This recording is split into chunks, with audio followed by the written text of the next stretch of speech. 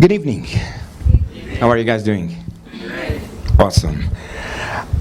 This morning I went to an exhibition, actually a coincidence or not, about Muhammad Ali that passed away last Saturday. And he was a legend, right? For some of you that know a little bit of his story or heard already, he was a legend. And since like 6 months ago or something, every time that I post something on Facebook, I just post this hashtag, be legendary. And then actually I read about the event, and I saw that approximately 87% of the people that live in this planet are not living the life that they want to live. And I kind of connected both things. I said, so what is being legendary? What is having a legendary life? What is being a legend? Why Muhammad Ali? Why Prince? Why Nelson Mandela? Why Princess Diana? Why so many names are considered legends? And we make big things. They are legends because they made something really big. They changed the world. And in fact, the only thing that they did was that they lived the life that they wanted to live. So I will tell you in less than 10 minutes the story of two people that I was blessed to cross my life with that were really legendary. One was my grandfather. And actually he's the one that I have to blame, but blame in a positive way for me to being here. Because when I was 33, he made me a very simple question, because I was one of those that lived in the 87%. Today I live in the 13, and actually 13 is my lucky number. And there are many coincidences with the number 13.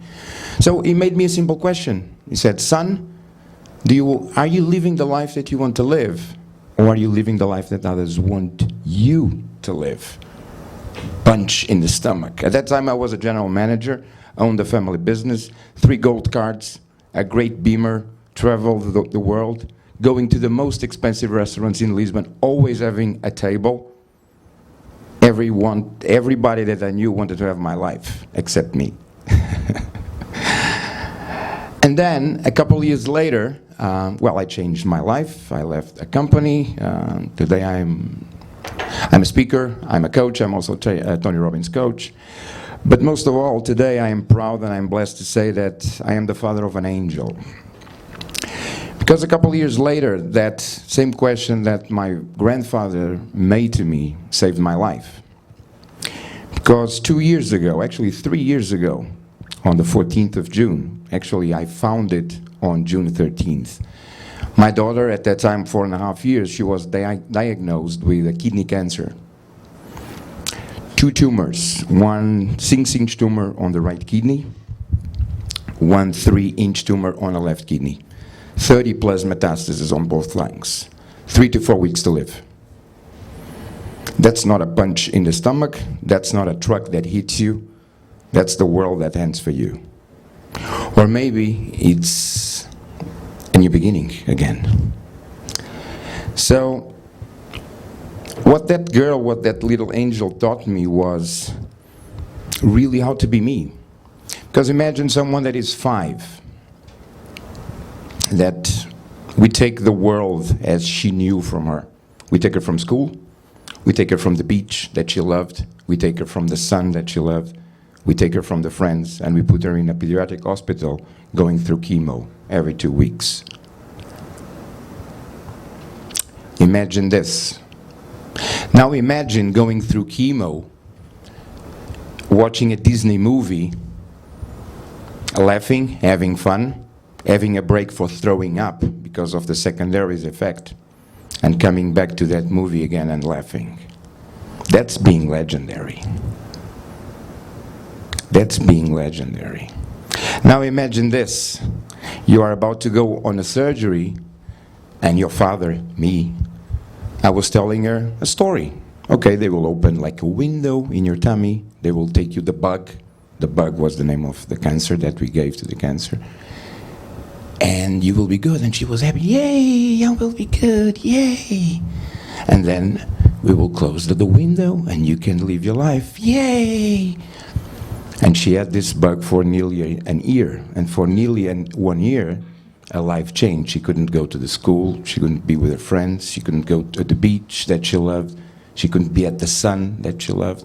But she always, and during that time, she was always happy. Because no matter what, no matter the amount of pain that she was going through, she was living her life.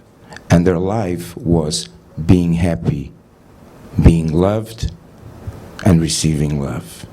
That was her legend. That was her life. Coming back to the story, when she heard that story, she came to me and she asked me, "Daddy, will the bug miss me? Will he be alone? He will be unhappy." Imagine you having something inside of you that is killing you, that is hurting you, that is causing you pain, and you feel compassion about this. This is being legendary. So sometimes we think that to be legendary, we need to change the whole world. We need to create songs. We need to play like 30 or 40 instruments like Prince did.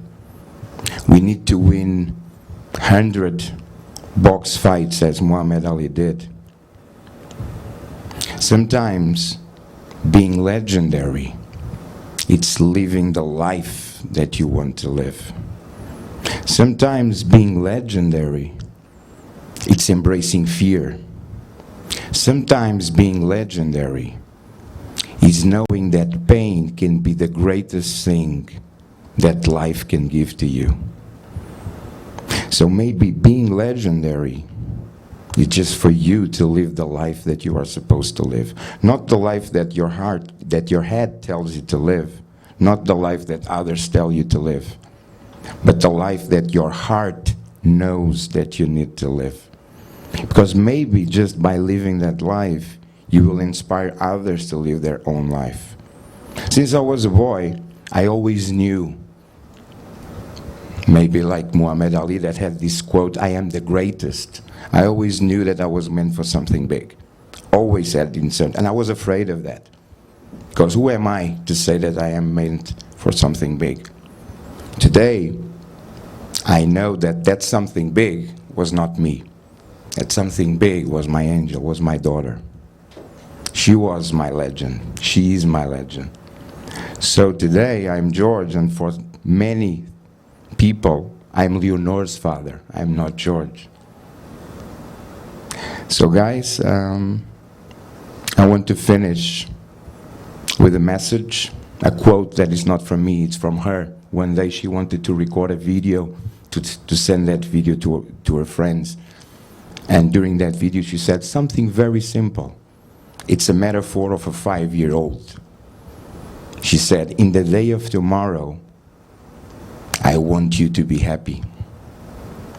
Even if there is no sun and you can't go to the beach." Thank you.